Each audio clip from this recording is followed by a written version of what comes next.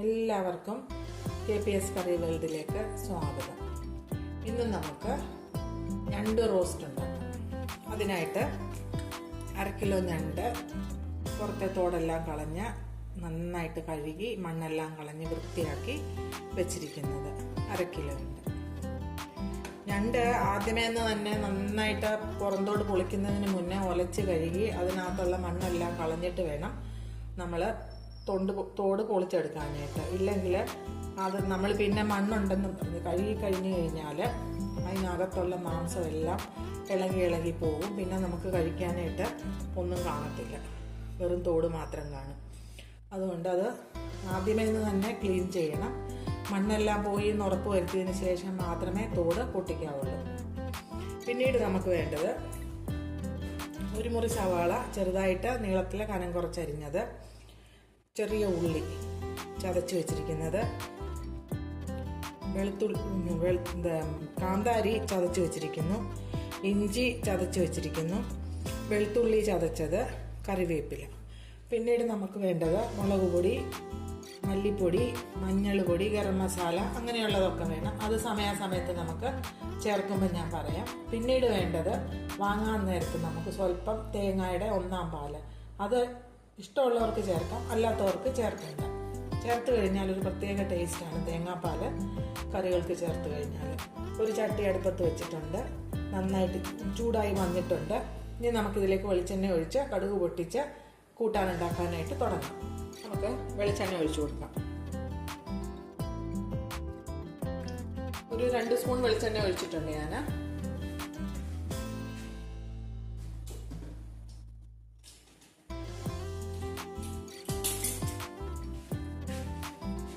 എണ്ണ നന്നായിട്ട് മൂത്ത് വരുമ്പോഴേ നമുക്ക് കടുകിട്ട് പൊട്ടിക്കാം. നമ്മുടെ എണ്ണ നന്നായിട്ട് ചൂടായി, നമുക്ക് കടുകിട്ട് കൊടുക്കാം.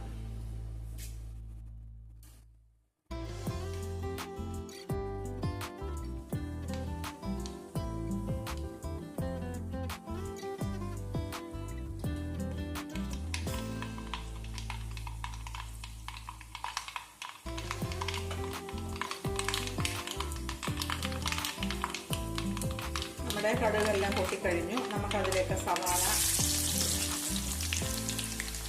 ഉള്ളി ചതച്ച് വെച്ചിരിക്കുന്നത്,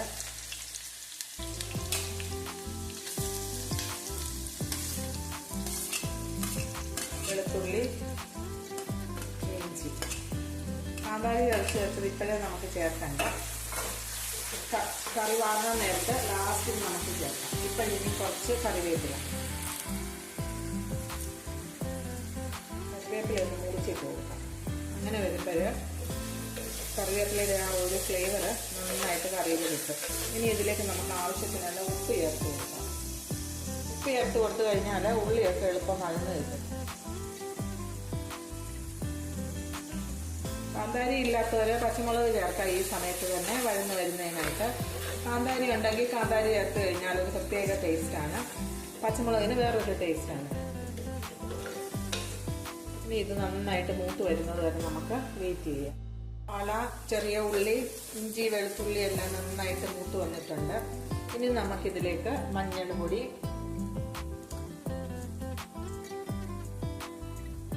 കാൽ സ്പൂൺ മഞ്ഞൾപ്പൊടി, ഈ സ്പൂണിന് ഒരു 3/4 സ്പൂണ് മുളക് പൊടി. മുളക് പൊടി കുറച്ചേ ചേർക്കുന്നുള്ളൂ, കാന്താരി ഉള്ളത് കൊണ്ട്. മല്ലിപ്പൊടി ഈ സ്പൂണിന് നിറച്ച് 1 സ്പൂൺ ഇട്ടിട്ടുണ്ട്. ഇനി ഈ പൊടിയുടെ പച്ചമണം എല്ലാം മാറുന്നത് വരെ നമുക്കൊന്ന് ഇളക്കി കൊടുക്കാം. ഞാൻ ഇതിനിടയ്ക്ക് പുളി ചേർക്കുന്ന കാര്യം പറയാനായിട്ട് വിട്ടുപോയി.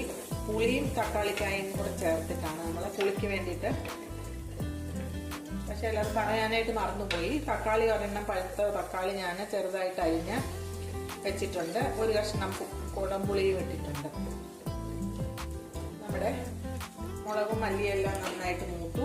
ഇനി നമുക്കിതിലേക്ക് തക്കാളിയും പുളിയും കൂടി ഇട്ട് കൊടുക്കാം.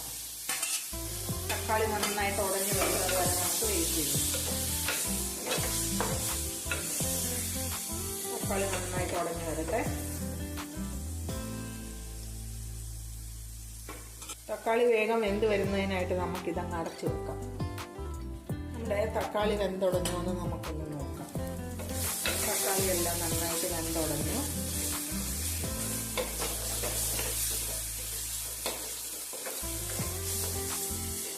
ഇനി നമുക്ക് ഇതിലേക്ക് മിക്സിയുടെ നമ്മൾ ഉള്ളി ചതച്ചതും കാന്താരി ചതച്ചതും എല്ലാം കൂടെ ഉള്ള ആ മിക്സിയുടെ ജാറിലോട്ട് സ്വല്പം ചൂടുവെള്ളം, ഇളം ചൂടുവെള്ളമാണേ, ഒഴിച്ചു കൊടുത്തു. ഇനി നമുക്കിത് കറിയിലോട്ട് ചേർത്ത് കൊടുക്കാം.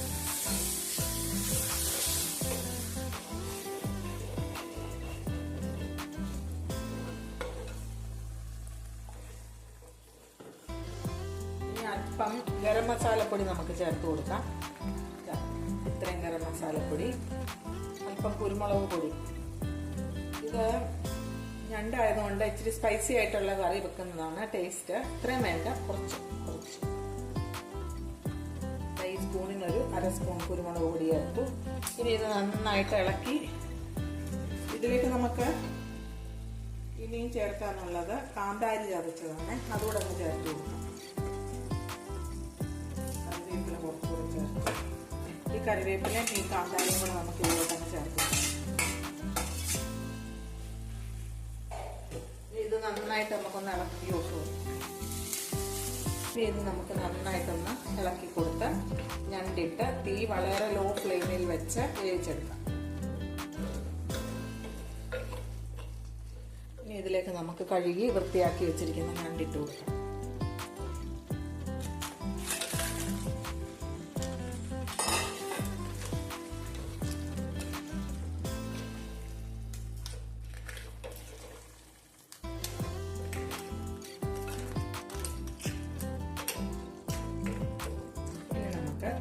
വളരെ ലോ ഫ്ലെയിമിൽ അടച്ചു വെച്ച് വെന്ത ചാറെല്ലാം പോയി കുഴഞ്ഞ പരുവത്തിലാവുന്നത് വരെ നമുക്ക് വെയിറ്റ് ചെയ്യാം.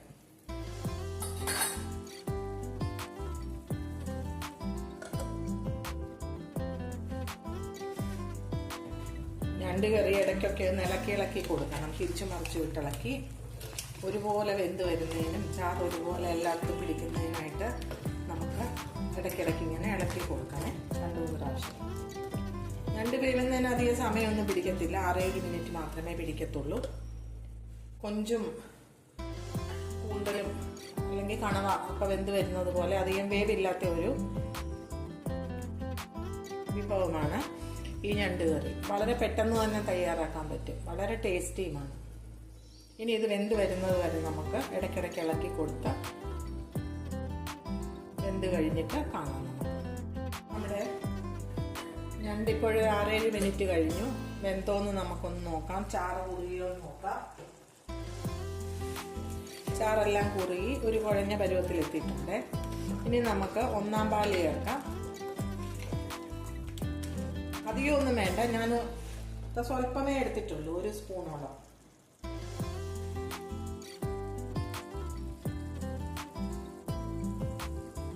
ഇത്രയുമേ എടുത്തിട്ടുള്ളൂ, 1 സ്പൂണ്. ഇത് നമുക്ക് ചേർത്ത് കൊടുക്കാം. 1-ാം പാല് ചേർത്ത് കഴിഞ്ഞ് നമുക്ക് ഇനിയും ഗ്യാസ് അങ്ങ് ഓഫ് ചെയ്യാം. 1-ാം പാല് തിളച്ച് കഴിഞ്ഞാൽ പാല് പിരിഞ്ഞു പോകും. പിന്നെ കറി കാണാനും കഴിക്കാനും ഒരു രസം കാണത്തില്ല. അതുകൊണ്ട് ഗ്യാസ് നമുക്കൊന്ന് ഓഫ് ചെയ്യാം. ഇനി ഇതിൻ്റെ മുകളിൽ സ്വല്പം പച്ചവെളിച്ചെണ്ണ ഒഴിക്കേണ്ടവർക്ക് ഒഴിച്ചു കൊടുക്കാം. ഞാൻ ഒഴിക്കുന്നില്ല ഏതായാലും. ഇനി നമുക്ക് ഒരു കറിവേപ്പിലയും കൂടെ ചേർത്ത് കൊടുക്കാം. കുറച്ച് കറിവേപ്പിലയും കൂടെ ചേർക്കാം. കറിവേപ്പില എത്ര ചേർത്താലും ഒരു പ്രത്യേക ടേസ്റ്റാണ്. ഇനി നമുക്ക് കുറച്ച് നേരം അടച്ചു വെക്കാം. ഈ ചട്ടി തന്നെ കണ്ടില്ല തിളയ്ക്കുന്നത്, ഗ്യാസ് ഓഫ് ചെയ്തിട്ടും അത് ബാക്കിയുള്ള ചാറെല്ലാം കുറുകി നല്ല കുഴഞ്ഞ പരുവത്തിലാവുന്നതിനായിട്ട് നമുക്ക് കുറച്ച് നേരം അടച്ചു വെക്കാം. അത് കഴിഞ്ഞ് വേറൊരു പാത്രത്തിലോട്ട് മാറ്റാം.